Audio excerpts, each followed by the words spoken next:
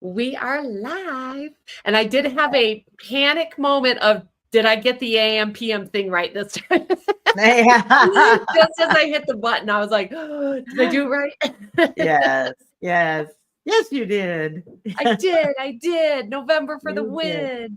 win. So my name is Tricia Broderick. And I'm Diana Larsen.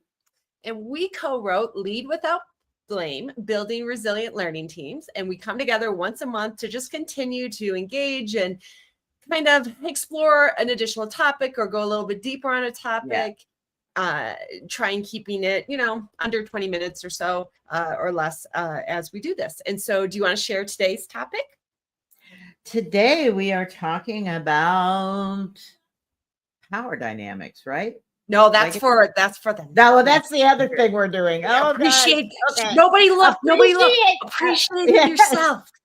Appreciating ourselves. Yes. Wow. That's a we do a series. This is how we work our schedules. We do a series all together. Yeah. So you just got a glimpse into our world. That's all. Yeah. That's happening another time. Yes, appreciating ourselves. And this is particularly important because as we get into the holidays, well, just for a whole bunch of reasons. There are a lot of people who are hurting right now because they are out of work or the busyness of the holidays is looming, or any number of reasons that we can start being kind of hard on ourselves about how we're showing up and are we doing enough, and so taking the time to say I am enough and appreciating the things that you bring. I think one of the really important things we can all do as professionals, I'm sorry I'm starting to ramble on here, but is to learn who shows up when we show up. What is our impact when we show up, and knowing what the benefit is of that to ourselves and to others, and really appreciating what we bring when we show up in a situation. So appreciating ourselves for today. Yeah. It's one of those things we've done other topics about just appreciation in general and tips to appreciate. Yeah. But this is when we were thinking about the topic for this go round, I immediately got a little bit like, no, not me. Like, yeah, like I don't want to focus on me. And it, right. it feels, especially when there does happen to be a ton on your shoulders or the world feels like it's chaos. It feels almost like inappropriate to focus on yourself. It feels almost like you're like being selfish and whatnot. But there really is people will often refer to the put your mask on first before you can for others. And there really just is an element of just pure truth to that.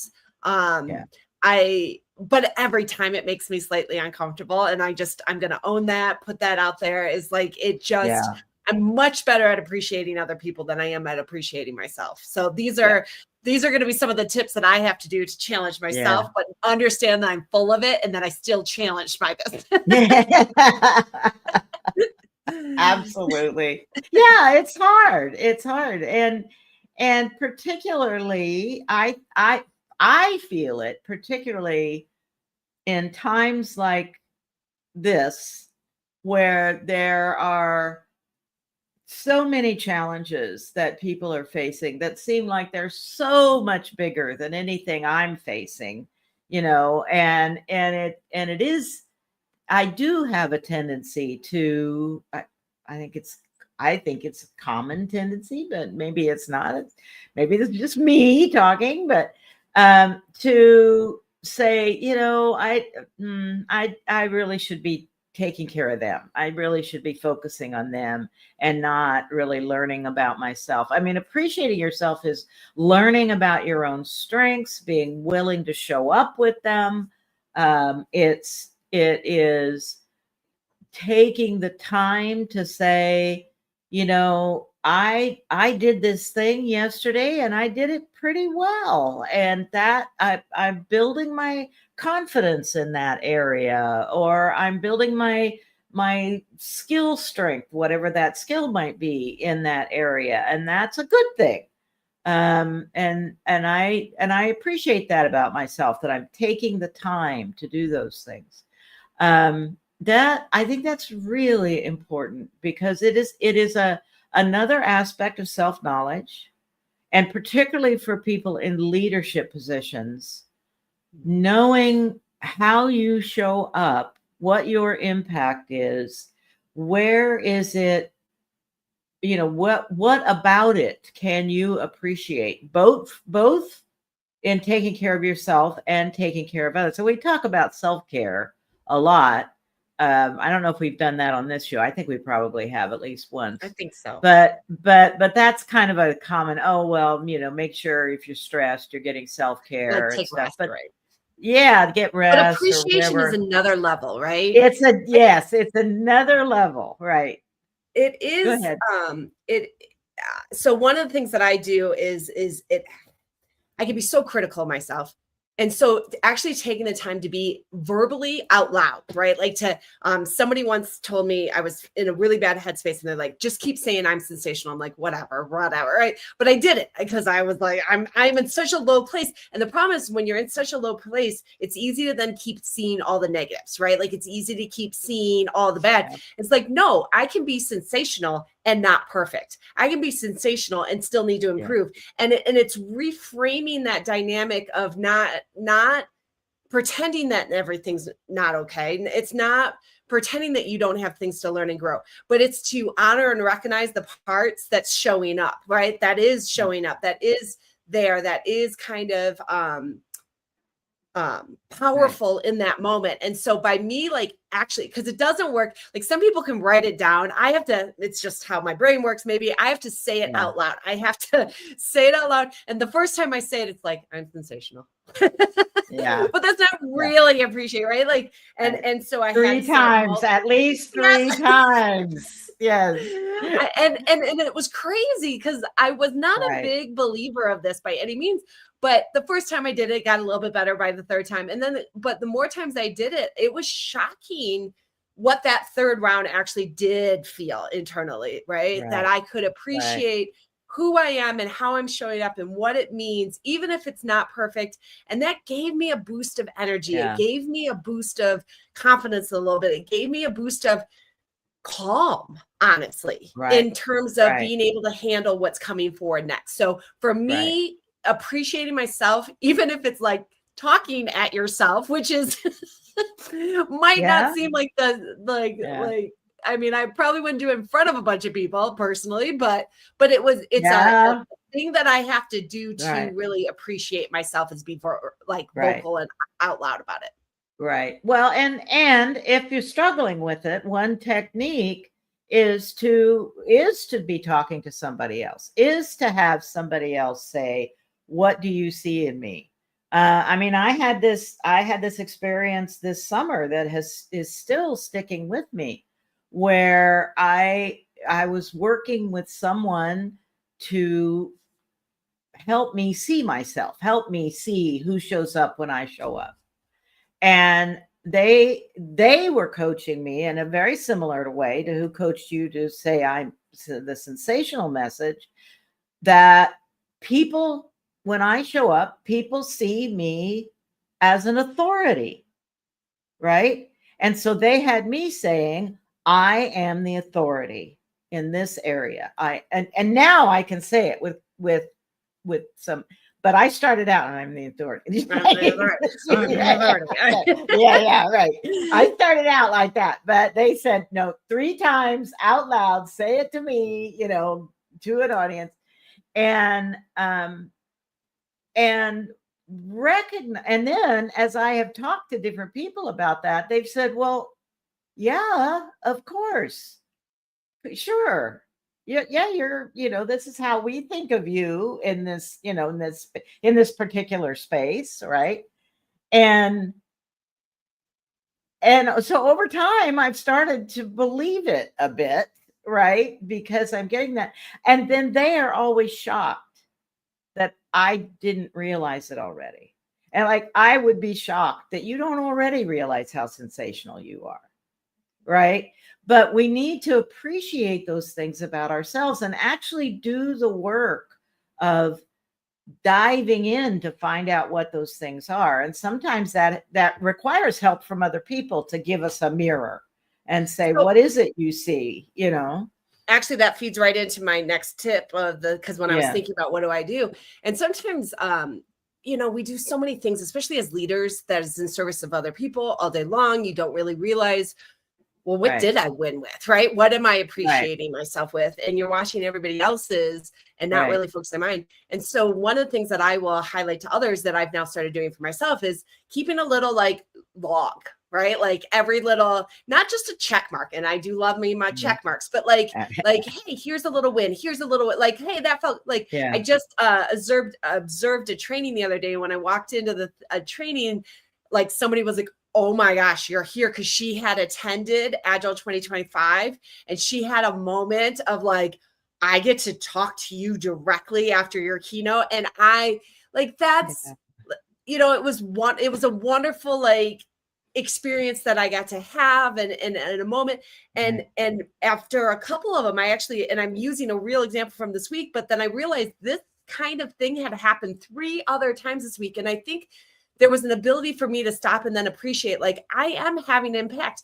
It's not always visible. It's not always right. Like, but I can appreciate that I'm making a difference. And when I started like making note of it and I could see the pattern of it a little bit, it's like, yeah, like, look at that. Like any one seems like, okay, that's lovely. That's nice. But it seems like you're, you know, overdoing it a little bit. But as a collective, you're like, right. But if I don't, not track it, but if I don't log some of that, I don't see the pattern, right? I don't feel the weight of it, to where then the appreciation feels a little less genuine or not at the scale it should. And so that helps me. Yeah. Well, and that there's a corollary to that, which means you are giving yourself feedback on, in this case, living your own values. You know, I mean, appreciate the fact that you are showing up with integrity, in a way that connects to people and that highlights your values and what you believe is important in the world, right? And unless we take the time to notice that, we don't get the strength and the bravery and the permissions that we need to keep being authentic, to keep staying within our integrity. I mean, I think this is a huge piece of this. And you know, I mean, maybe my values aren't the same as everybody else's values, and sometimes I have a harder time appreciating their values than others, you know, but there are a lot of people who I do connect with them because I do see them living their authentic lives, living in their truth, being willing to communicate that, having the strength and the bravery and the courage to speak that. And for leaders, knowing what your personal values, what means integrity to you in the world, and then being able to reflect back to yourself. And I kept in my integrity here, and I kept in my integrity here, and I can appreciate all of that because it was hard, right? Like, and even when it's being challenged, you know, I did it anyway. You know, that's hugely important.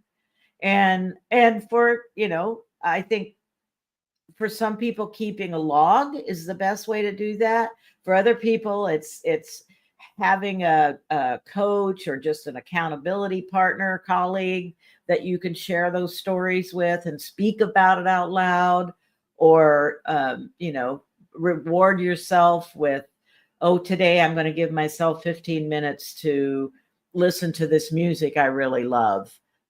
Because you know, that's my reward for living in my values and sticking with my integrity, showing up as an authentic human being that I want to be in the world.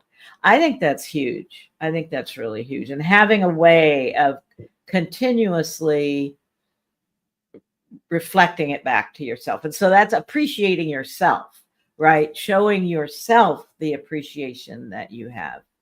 Yeah. And sometimes I do it with rewards and treat myself a Yeah. little. I'm gonna go get these grays. Got to go, people. I'm gonna go treat myself. Like these grays got to go. Like I'm gonna go. Yeah. And now, granted, like it's crazy. It is a absurd, maybe a little thing of is like I was going to do that anyways, but there is an association. It's like I do make an association of like this is taking care of myself and I've earned it and I appreciate it. Like it's an appreciation for where I'm at and what I've done and with those things and the fact that they've really grown out is no reflection of how little I've appreciated myself. It's a timing thing. But yeah. I actually had to laugh the other day. The lighting was perfectly in here that I've got a little bit more of a strip right here. This is total side tangent. See, people, this is to prove this is not scripted. And it was showing up on the green screen. So the green screen was I was like, yep, that means it's time, people. That means it's time. When the green screen starts giving you highlights. Yes. So let's end on that note for a second of what is one of your favorite ways to appreciate yourself, like in a reward kind of way, if you want like to share. Well, for me, it is part of my challenge is making sure that I am speaking my truth, sharing what I've learned in life and not just keeping it all to myself. So I get kind of a double bonus when I appreciate myself to another person. Like where I actually speak about, I did this thing and I really appreciate myself for doing that. I think it was a good thing. And so it's kind of a double thing. I get to appreciate myself and I get to actually practice because, at some level it still feels like hubris. It's still, there is still some little part of me that says, oh, you're not supposed to brag on yourself. You're not supposed to do that. But when I was in the 7th grade, my mother spent that whole year, I 13 or 14. She spent that entire year sending me, I think it was something she was going through in her life too. So I got a benefit from it. But of saying to me, if you don't toot your own horn, nobody's going to toot it for you. Right. And because she was appreciating me, she was saying, you do good things in the world and I want people to know about it. Right. And the only way they're going to know about it may be you telling them about it. Right. In one way or another. And I still struggled all the way through my teenage years, but man, has that lesson stuck with me. Well, and it's got an extra benefit too of role modeling for other people and normalizing it, right? Right. And helping people to get over that struggle. Yeah. So for me, part of it is giving myself permission to talk about the times I've done something well, the times I have had a new realization that's been beneficial to me and potentially to other people. That's one of the things that I've done and one of the things that I do. And, I'm probably more on the extroverted scale than I am on the introverted scale, although I'm kind of right in the middle in many instances, but that exercises that extrovert in me. It gives me that chance to share things I've learned with other people, and to kind of see that reflected back to me is important. I can't do the same thing just by sitting in a corner and thinking to myself about it. That doesn't work for me. So, Well, where can people find you coming up? Well, next week I am going to be at one of my favorite events in the year. And one of the few things that broke me out of my mold of never doing the same thing twice way back. I will be at the Consultants Retreat and Network in Pennsylvania with a group of colleagues where we will be reflecting on, how our practices are going and how we can support each other and that kind of thing. And so the first time I went, I was invited by Norm Kurth in 1997. And I've only missed a few years along the way. So it truly is something that I put on my calendar in a year in advance to make sure I'm holding it. So that's happening.